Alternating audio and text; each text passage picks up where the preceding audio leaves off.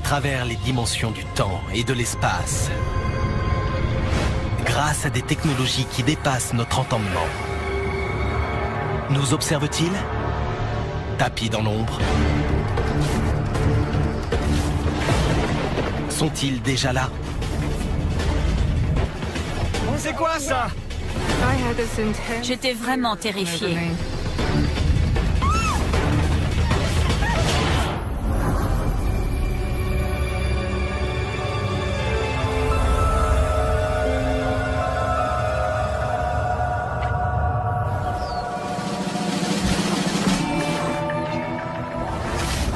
Comté de Bucks, en Pennsylvanie, à quelques kilomètres au nord de Philadelphie.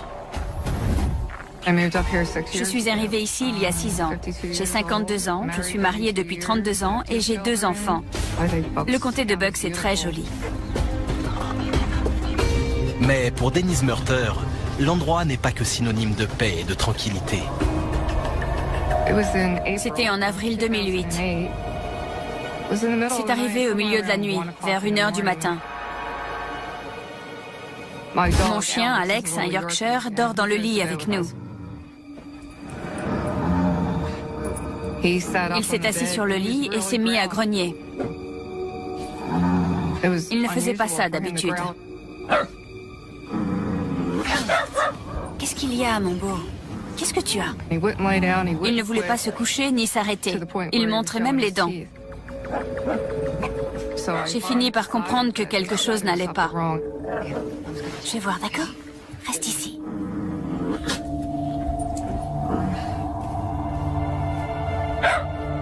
J'étais nerveuse. On était au rez-de-chaussée alors qu'avant, je vivais dans une maison à 3 niveaux.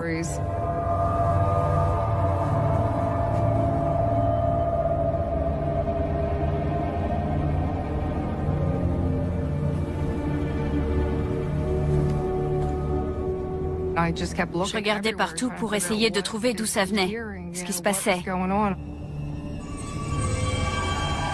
pensais qu'il y avait peut-être un intrus.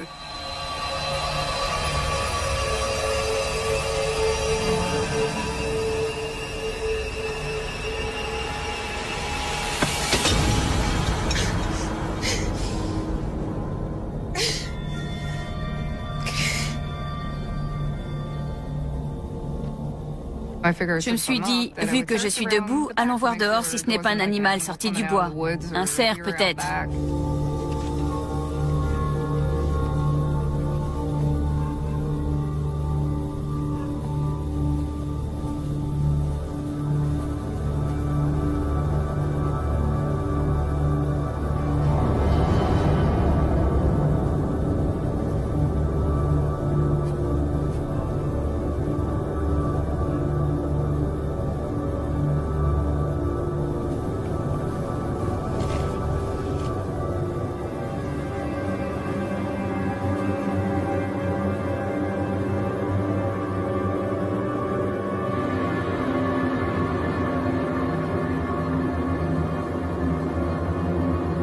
Une lueur brillante dans le ciel a attiré mon regard.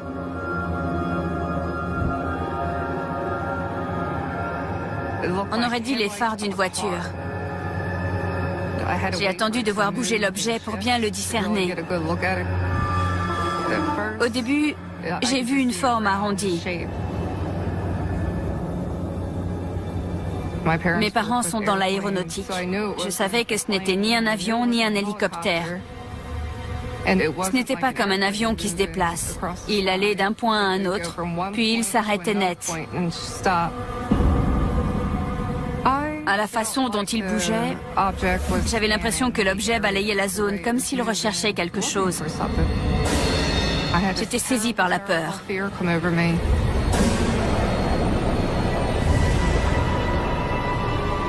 Je ne savais pas ce qui allait arriver. J'étais inquiète. Viens voir, vite! Pourquoi? J'étais ici quand j'ai vu plein de lumière. Il y avait quelque chose dans le ciel. Je ne le vois... Je ne le vois plus. C'était gros, ça m'aveuglait. Oh, tu as vu quoi? J'ai eu peur. C'était énorme. Oh mon Dieu. Qu'est-ce que c'est que ça? Je sais pas. Ça avait la forme d'une pilule. C'est gros. Les angles étaient arrondis. Il y avait une partie en forme de boomerang, comme une aile de voiture, qui était fixée à la partie arrondie. Il n'y avait pas d'aile, pas de propulseur, pas de bruit. C'était totalement silencieux. Ça ne laissait aucune traînée. Et en un instant, ça avait disparu. Qu'est-ce que c'est que ça? Je savais que je n'avais jamais vu une chose pareille. Tu l'as vu? Je l'ai vu. C'est fou. N'en parle à personne, d'accord? Allons nous recoucher. On en reparlera demain matin. Quoi? Que je n'en parle à On personne? dira que t'es folle. Mais tu veux que... Allons nous recoucher. Non, cette chose est sûrement encore là. Allons nous recoucher. Dan? Dan, mon mari, avait peur qu'on se moque de moi. Mais j'étais dans tous mes états. Il fallait absolument que je parle à quelqu'un de ce que j'avais vu.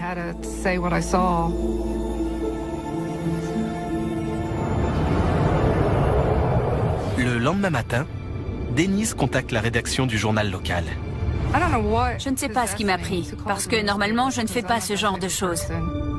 J'ai raconté au journaliste ce que j'avais vu. Il m'a dit de contacter le MUFON.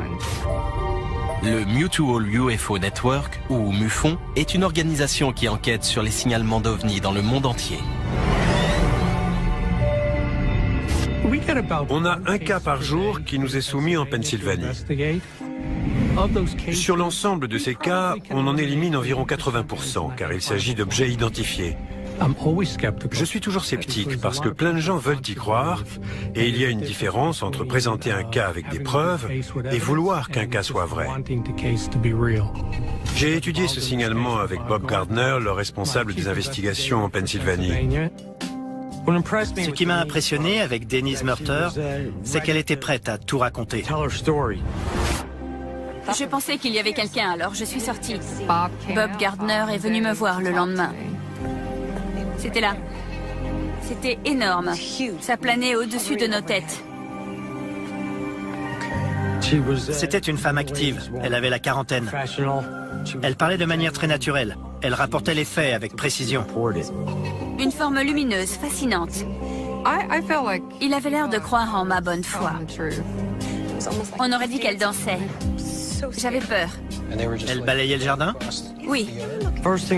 La première chose que l'on fait, c'est qu'on écarte tout ce qui pourrait être de conception humaine ou un phénomène naturel. Il y avait plein de lumière. Je ne voyais aucune source de lumière qui pouvait expliquer ça. Je savais dans quelle phase était la Lune à ce moment-là. Donc je savais que ce n'était pas la Lune. Donnez-moi des précisions sur ces lumières. Elles éclairaient toute la zone ou c'était des faisceaux lumineux? Sur toute la pelouse. Il y en avait plein. Quel objet Denise a-t-elle pu voir? L'une des hypothèses qu'on devait examiner était de savoir s'il s'agissait d'un appareil militaire. J'ai repensé aux avions que j'avais connus quand j'étais jeune. J'étais tout le temps à l'aéroport avec mon père. La base aérienne de Walgrove est tout près. Je me suis demandé si ça pouvait être l'une de leurs opérations. Scott Miller suit l'évolution des technologies aéronautiques top secrets que l'on appelle les projets noirs. Il y a eu d'incroyables avancées technologiques dans le domaine des projets noirs. Le budget annuel de l'armée de l'air pour les appareils secrets défense est estimé à plus de 10 milliards de dollars. Le ministère de la Défense et différentes agences ne font pas mystère de leur volonté d'aller plus loin en matière de furtivité. Ils veulent progresser dans le domaine de l'indétectabilité acoustique et électromagnétique. Le but ultime étant, si possible, d'arriver à produire un appareil qui serait invisible. Ça donnerait un avion ayant une forme non conventionnelle et qui pourrait facilement déconcerter toute personne venant à l'observer. Mais l'objet vu par Denise était totalement silencieux. Aucun appareil ne peut se déplacer comme ça sans aucun bruit. On n'est pas capable de créer un engin totalement silencieux. Il faudrait qu'il soit efficace à 100% pour ne produire aucune émission sonore.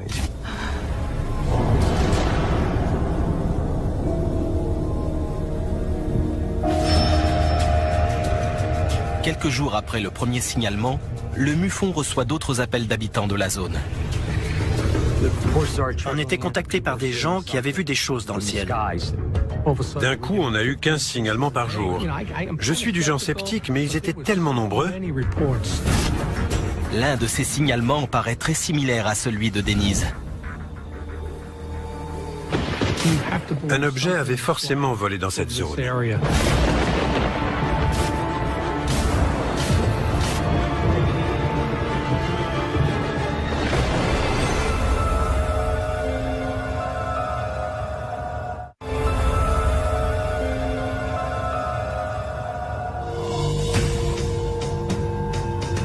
Dans le comté de Bucks, en Pennsylvanie, Denise Murter est convaincue qu'elle a vu un engin planer au-dessus de son jardin.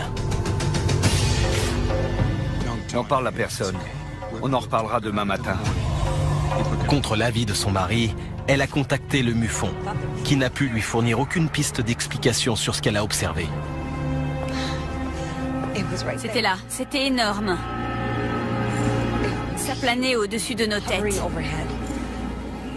L'espace d'une seconde, je me suis demandé si j'avais rêvé. Je me suis dit, on va me prendre pour une folle.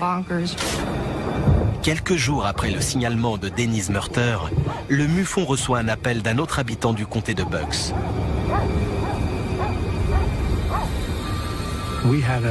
On avait un autre témoin intéressant, Cliff Taylor.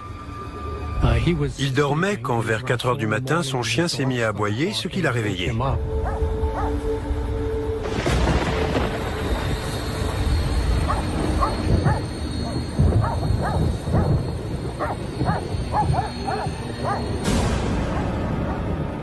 Il a vu un gros objet se rapprocher de sa maison.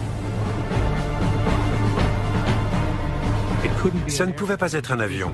Il se déplaçait trop lentement. Quand les éclairs ont illuminé l'objet, il a pu voir des détails. Il y avait différentes formes au sommet et des hublots sur les côtés.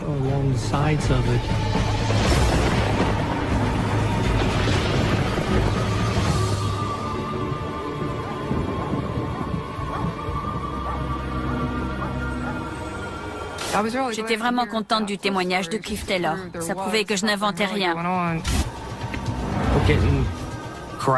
On avait des témoignages concordants de gens qui avaient vu le même objet dans la même zone. Avec la multiplication des signalements, je me suis dit qu'il serait judicieux de contacter l'aéroport international de Philadelphie pour savoir s'ils avaient quelque chose dans leurs données radar. Or, il s'est avéré que oui. Ils avaient bien repéré un objet à la même date et dans le même créneau horaire que Cliff Taylor. L'objet n'avait aucun code de transpondeur. Il y a normalement un code de transpondeur associé à tous les appareils qui volent dans une zone déterminée. Comme cet objet n'en avait pas, on ne pouvait pas le déterminer comme autre chose qu'un objet volant non identifié. Mais cet objet venait-il d'une autre planète ? Ma première réaction est le scepticisme, jusqu'à ce que je dispose d'éléments suffisants pour procéder à des investigations.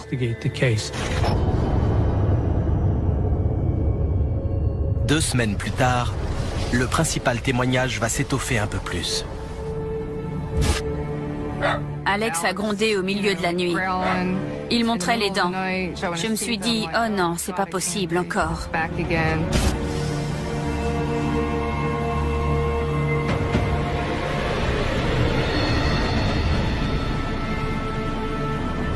J'ai vu plein de lumière. Je voyais aussi des espèces de petits hublots sur l'engin. Il fallait absolument que j'obtienne une preuve de ce que j'avais vu. Généralement, je laisse mon appareil photo près de la porte.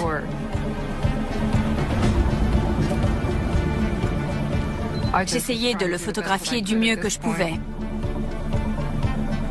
Je cadrais et je prenais des photos en espérant avoir quelque chose. Mais l'appareil faisait n'importe quoi. J'avais l'impression qu'il savait que je les regardais. On aurait dit qu'ils étudiaient la zone, comme s'ils cherchaient quelque chose. L'objet projetait des rayons vers les arbres à différents endroits autour de mon jardin.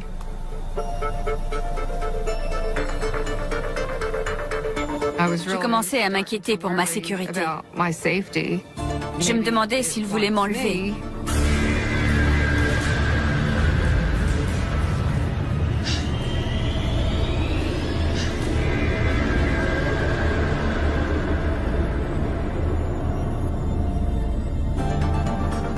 Je ne pouvais pas bouger. J'étais comme tétanisée.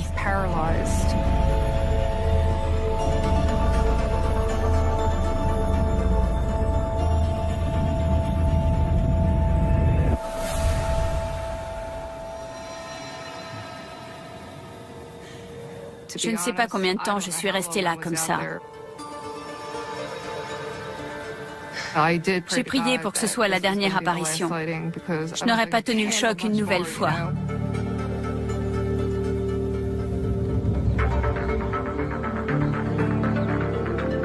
J'ai contacté Bob Gardner. Je lui ai dit, vous n'allez pas me croire, ça a recommencé. Regardez. Elle avait fait des photos de l'objet, ce qui est rare. Voyons voir ça. Souvent, les gens ne pensent pas à faire des photos. Ils sont surexcités et ne veulent rien perdre de vue. Je n'ai rien pris d'extraordinaire. Certaines montraient juste des lignes colorées. Mais l'une des images contient autre chose. Là, regardez. J'ai été stupéfait par ce que j'ai vu. Un alignement de lumière en forme de boomerang. On voyait que c'était le contour d'un objet physique. Ça ne pouvait pas être un groupe d'étoiles, ou la Lune, ou un autre alignement. Ça donnait plus de poids à nos investigations, à l'idée qu'on pouvait effectivement être en présence d'un ovni.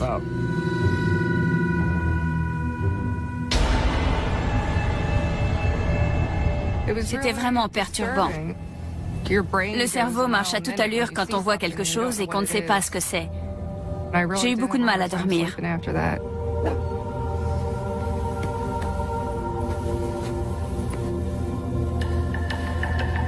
On aurait dit qu'il recherchait quelque chose, mais je ne savais pas quoi. Mais pour Denise, les étranges expériences sont loin d'être terminées.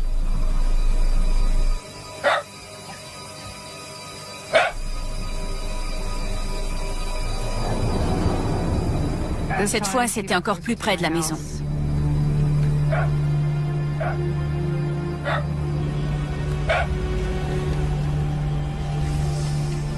On voyait comme en plein jour. Ça planait au-dessus d'un arbre, pas loin de la fenêtre de ma chambre. Ça ne pouvait pas être plus près. Ou alors, ça aurait été sur le toit du bâtiment. Je ne pouvais pas en détacher mes yeux. J'étais vraiment terrifiée.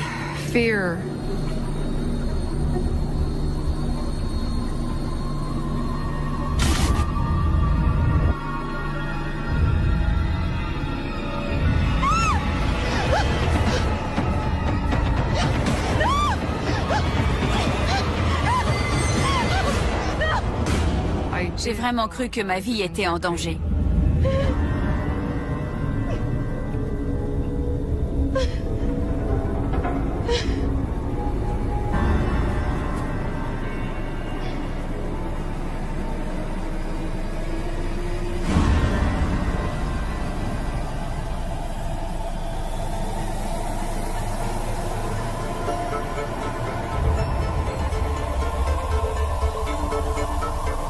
Puis il y a eu plein de scintillements qui sortaient de l'engin et qui descendaient sur 2 arbres différents.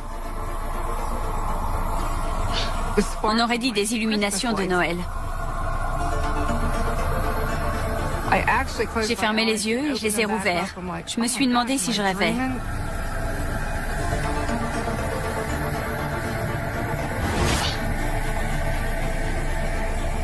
J'ai senti un calme m'envahir.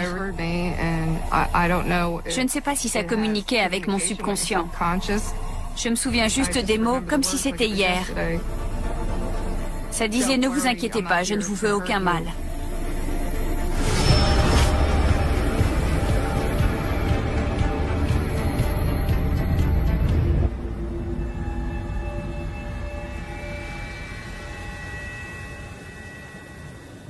Et aussi vite que c'était venu, ça a disparu.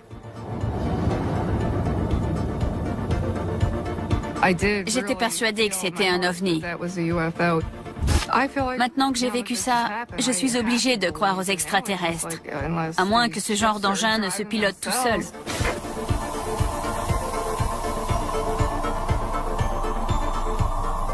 Si ce que Denise a vu est un vaisseau extraterrestre, d'où vient-il? La vie est-elle possible en dehors de la Terre? Daniel Batchelder recherche des planètes susceptibles d'abriter des formes de vie au-delà du système solaire. Pour le moment, le seul endroit où l'on a trouvé de la vie dans l'univers, c'est évidemment la Terre, qui est une planète. Si l'on doit trouver des traces de vie ailleurs, ce sera donc nécessairement sur une planète. Le nombre de planètes qu'on découvre en dehors du système solaire s'accroît tous les jours. Ceci augmente les chances de vie ailleurs dans l'univers. Mais un vaisseau spatial extraterrestre pourrait-il parcourir la distance séparant une planète lointaine de notre Terre? Pour envoyer un objet d'aussi loin, le facteur essentiel est la propulsion. On sait que pour les voyages interstellaires, nos technologies actuelles doivent un peu évoluer. Mais l'homme pourrait être en mesure de visiter d'autres planètes d'ici une centaine d'années environ. Donc, l'idée qu'il existerait d'autres êtres dans l'univers peut-être plus évolués que nous, disposant de technologies plus avancées et qui visiteraient la Terre, ne peut être écartée immédiatement.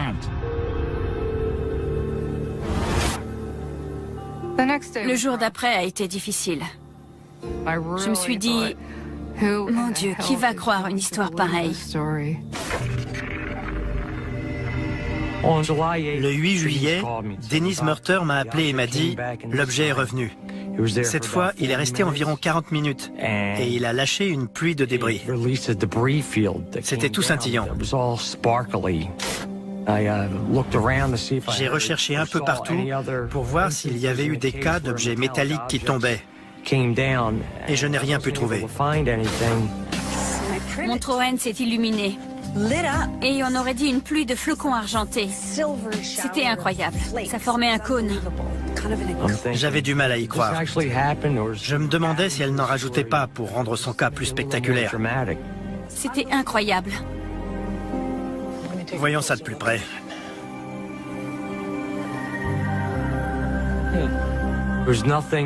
Il n'y avait rien de visible physiquement sur l'arbre.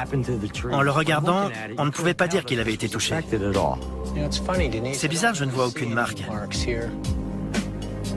Il n'y a aucune trace. D'aucune sorte. J'étais plutôt contrarié. Je me demandais si elle inventait. Bon. J'étais sceptique. Franchement, je ne la croyais pas. Cette pluie métallique qui tombait sur son arbre... Lorsque les médias s'intéressent de plus près à son histoire, Denise se heurte à une réaction encore plus hostile. Les gens se moquaient de moi. Ils allaient trouver mon mari à son travail avec des feuilles d'aluminium sur la tête en disant qu'il venait de Mars. Mes enfants avaient honte de moi. Ça fait mal, vous savez. J'ai juré de ne plus en reparler. Est-ce que ça valait tout ça? Ça ne servait qu'à faire beaucoup de mal à ma famille et à moi-même. Mais l'expérience de Denise Murter a réveillé les souvenirs d'un autre témoin. J'ai reçu un email de quelqu'un qui vivait en Floride et qui me racontait qu'il avait vécu quelque chose qui l'avait terrifié.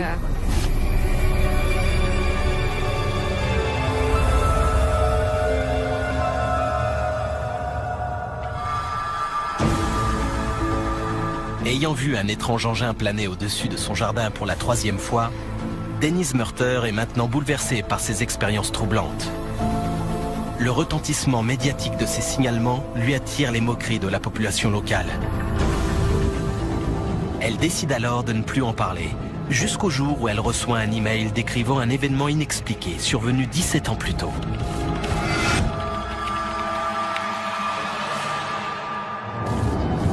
Je m'appelle Jared Lee. Je suis étudiant en 3e cycle à l'Université de Floride et ingénieur en aérospatial. J'avais 13 ans à l'époque. Je vivais à Havana en Floride. Mes parents travaillaient tous deux pour l'État de Floride. C'était un coin isolé. On était allés en ville à Tallahassee pour prendre une pizza. On est rentré vers 22 heures.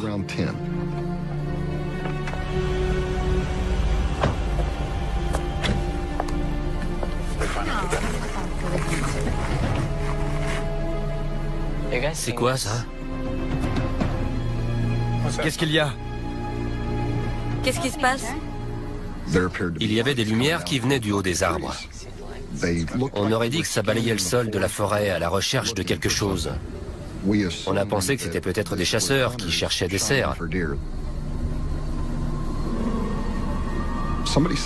L'un d'eux a demandé comment ils peuvent avoir mis des lumières en haut des arbres.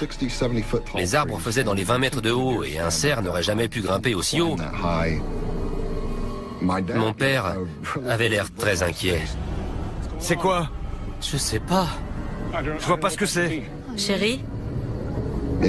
C'était la première fois de ma vie que je le voyais effrayé. Rentrons à la maison. Ouais. Allez!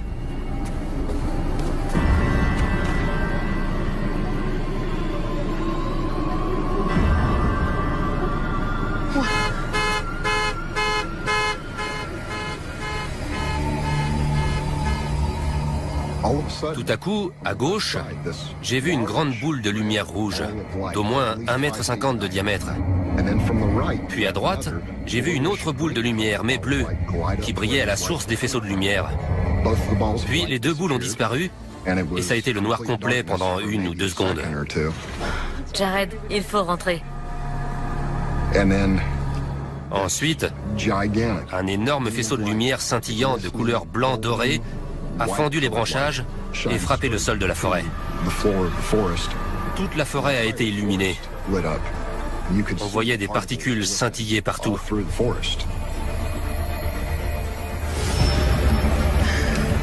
Je ne sais pas ce qui se passe. Tout en haut des lumières, on distinguait l'engin en entier.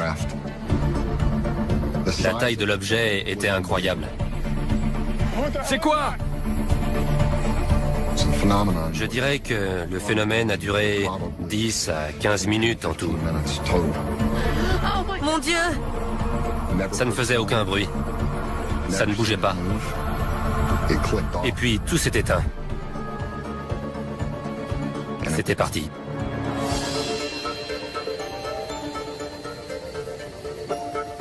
Vous allez bien?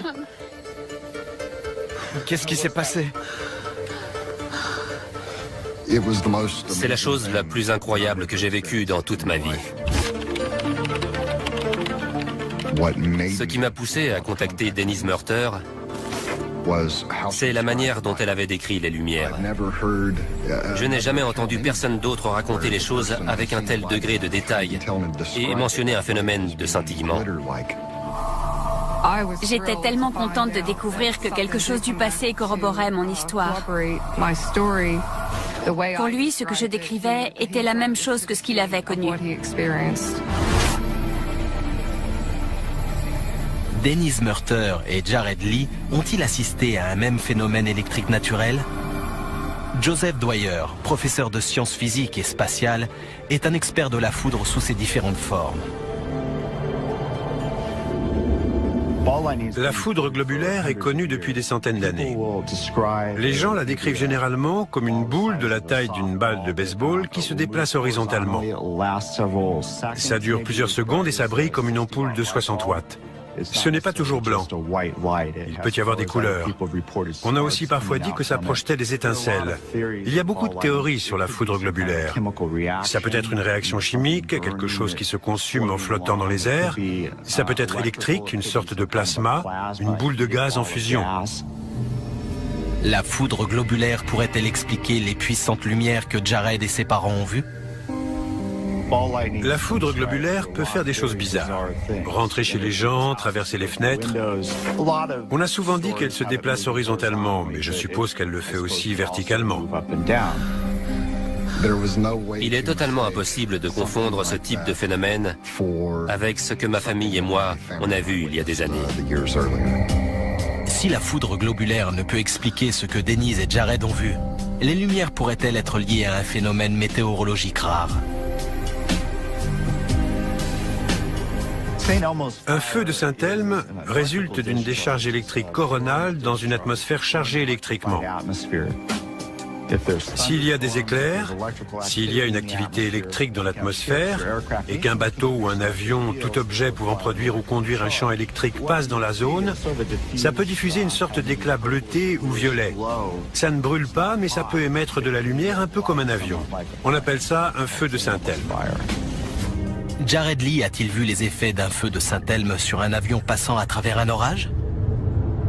Quand j'ai été envoyé en mission en Ouzbékistan, j'ai remarqué un soir sur le tarmac une étrange lueur au loin. En fait, il s'agissait d'un feu de Saint-Elme. Je comprends que quelqu'un qui n'a jamais vu ce que j'ai vu puisse prendre un feu de Saint-Elme pour quelque chose qui n'est pas de ce monde. Mais, en fait, ça n'avait strictement rien à voir. Ce n'est pas ce qu'on a vu. Absolument pas. Informés de l'expérience de Jared Lee, les enquêteurs du MUFON réexaminent le cas de Denise Murter. On avait un témoin qui ne connaissait pas Denise Murter et qui la contactait pour dire qu'il avait vu la même chose. Ça ajoutait beaucoup de crédibilité à son histoire. Ce n'était plus un cas unique. Une nouvelle possibilité vertigineuse s'ouvre alors. Une rencontre rapprochée du deuxième type est une situation où il y a des preuves qui restent. Un cas où on ne voit pas seulement un engin, mais où cet engin laisse des traces ou des preuves derrière lui.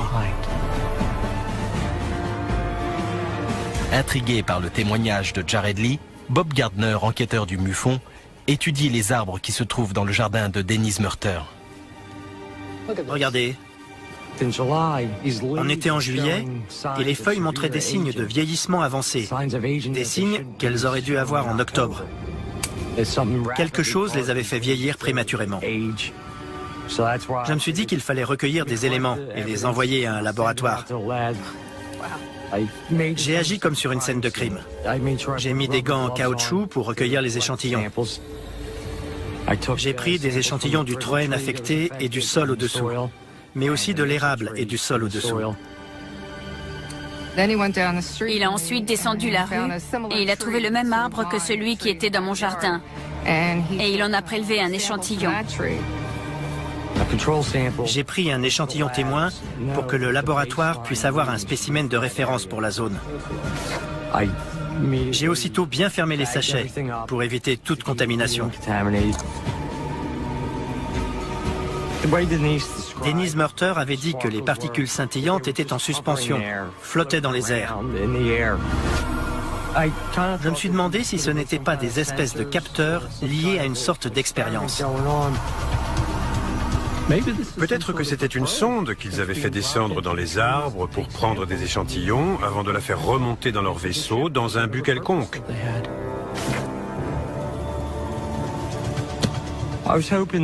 J'espérais qu'en envoyant les échantillons au labo, on aurait des réponses. À 1000 km de là, en Floride, Jared Lee a essayé d'identifier l'objet volant qu'il a observé 17 ans plus tôt. Pour être honnête, au début, j'ai pensé que c'était un appareil militaire qui avait peut-être dévié de sa trajectoire. Havana est située au nord-ouest de la Floride, où l'on trouve beaucoup de bases militaires, notamment des bases aériennes. Il n'était donc pas rare de voir des avions militaires dans cette zone. J'ai passé beaucoup de temps à la bibliothèque pour lire tous les livres que je trouvais sur les aéronefs, les véhicules spatiaux, les fusées, les appareils expérimentaux. Aujourd'hui, je ne connais aucune technologie qui permettrait à un objet solide de cette taille de se maintenir en suspension. Il y a une base de dirigeables à Pompano Beach, en Floride. Est-ce que ça aurait pu être un dirigeable ? Le type d'aéronef qui a pu être vu et classé comme un objet volant non identifié correspond probablement à un véhicule hybride entre un avion et un dirigeable tel que nous les connaissons. Il pourrait avoir une structure portante de forme deltoïde ou bien une forme générale d'aile.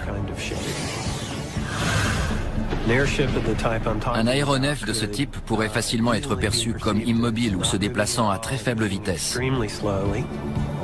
Vu le système de propulsion nécessaire, il pourrait aussi avoir une grande capacité d'accélération. Mais cette technologie aéronautique avancée n'existe qu'à l'état d'avant-projet. J'ai compris que ce qu'on avait vu ne pouvait pas être un dirigeable militaire. Au cours de ses recherches à l'université de Floride, Jared Lee a exploré d'autres pistes possibles. Il y avait un professeur qui faisait des recherches sur ce qu'on appelait le WEAV, pour véhicule aérien électromagnétique sans ailes. C'était un mode de propulsion innovant qui devait révolutionner l'industrie aérospatiale. J'ai approché ce chercheur, M. Roy, et je lui ai demandé si je pouvais rejoindre son équipe. Je pensais qu'il y avait peut-être un lien entre ses travaux en cours et l'engin qu'on avait vu au début des années 1990. Après avoir travaillé avec lui, j'ai réalisé que c'était une erreur. Nous ne sommes pas en mesure de créer quelque chose de comparable à ce que j'ai vu cette nuit-là. Ce que j'ai vu n'était pas un objet qui avait été conçu, Mon Dieu, par nous, êtres humains, sur cette planète. Il était issu... Il venait d'ailleurs. Denise Murter était la seule personne que je connaissais qui avait vu la même chose que moi. je me suis sentie liée à lui. On était tellement contents de pouvoir en parler à quelqu'un qui avait vécu la même expérience. Il savait du coup qu'il n'était pas fou, et moi pareil. Ça a relancé mon envie de trouver une réponse. Quand j'ai appris que le MUFON enquêtait sur ce cas et qu'ils avaient pris des échantillons de l'arbre, ça m'a donné envie de retourner à l'endroit où ça s'était passé bien des années avant et de le réexaminer. Les arbres de la zone n'avaient pas poussé de la même manière que les autres arbres. Il y avait un cercle quasi parfait d'arbres qui était décoloré, qui se démarquait parce qu'il présentait une décoloration pathologique par rapport aux autres arbres. Les particules scintillantes que Jared Lee a vues ont-elles dégradé les feuilles que les enquêteurs du MUFON ont collectées dans le jardin de Denise? La science détient-elle la clé de l'énigme? Quelque chose d'extraordinaire s'est produit dans mon arbre.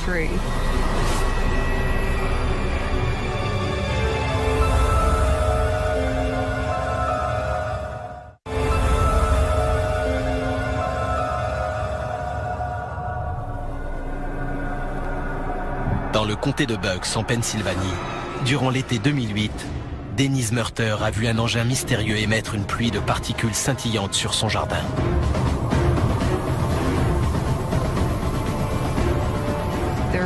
Quelque chose d'extraordinaire s'est produit dans mon arbre. Recherchant des preuves tangibles d'un contact, les enquêteurs du MUFON ont transmis des échantillons de feuilles à un laboratoire. Les preuves matérielles sont essentielles dans toutes nos investigations. Plus on peut en rassembler, meilleure sera notre appréciation d'un cas. J'étais curieux de savoir ce qu'ils trouveraient en analysant ces échantillons. Y avait-il des substances chimiques, des résidus sur les feuilles? Phyllis Budinger est spécialisée dans l'identification des substances moléculaires inconnues. J'utilise principalement la spectroscopie infrarouge. On examine les substances à la lumière infrarouge. Les vibrations moléculaires interagissent avec cette lumière à différentes fréquences. Le spectre qui en résulte est unique pour chaque molécule identifiée, de la même manière que l'ADN est unique pour chaque individu. Je recherchais des éléments inhabituels sur les feuilles et la Terre, des éléments qui n'auraient pas dû s'y trouver. Je n'ai rien pu déceler. Faute de résultats au niveau moléculaire, l'experte tente une autre approche. J'ai envoyé les échantillons à un laboratoire d'analyse élémentaire pour une spectrométrie par torche ICP, c'est-à-dire à plasma et à couplage inductif. C'est une bonne technique d'identification des éléments. Il y avait une forte présence de bore sur les feuilles de Troène, mais pas sur les feuilles témoins. Le bore est le 5e élément dans le tableau périodique des éléments. On n'a relevé aucun niveau élevé de bore dans la Terre. On n'avait donc aucune explication sur l'origine de sa présence. L'arbre qui n'avait pas été touché ne contenait pas ça sur ses feuilles. Mon arbre avait été irradié par quelque chose qui venait de l'engin. Le bore est couramment employé dans l'aérospatiale. On en trouve aussi dans les engrais, ce qui pourrait être une explication. Mais dans les proportions qu'on a trouvées sur cet arbre, c'est très inhabituel. Les échantillons recèlent également de fortes teneurs en magnésium. Je me suis procuré un document qui liste les éléments chimiques relevés de manière récurrente dans les enquêtes sur les ovnis. Vous savez ce qu'il y avait? Le bore et le magnésium. Voyons ça de plus près. Normalement, on ne trouve pas de bore ni de magnésium dans les arbres de son jardin. Mais c'est un élément chimique courant quand on a un signalement d'une rencontre rapprochée du deuxième type, lorsque quelque chose touche le sol ou des feuilles depuis un engin. Les analyses prouvaient que quelque chose s'était passé. Il y avait bien du bore et du magnésium dans mon arbre. Ils ne sont pas arrivés là tout seuls. L'examen en laboratoire a renforcé la crédibilité de ce cas, en montrant qu'il y avait eu contact avec un objet extraterrestre et que Denise Murter avait bien vu un engin venu d'ailleurs. Nos connaissances scientifiques ne sont valables que jusqu'à la prochaine découverte. On découvrira peut-être que la vie est plus abondante dans l'univers qu'on ne l'avait imaginé. Depuis que j'ai vécu ça, je me dis que rien n'est impossible. Maintenant, tous ces gens qui disent qu'il leur est arrivé des choses, je ne les prends plus de haut. J'écoute ce qu'ils ont à dire. Plus rien n'est comme avant.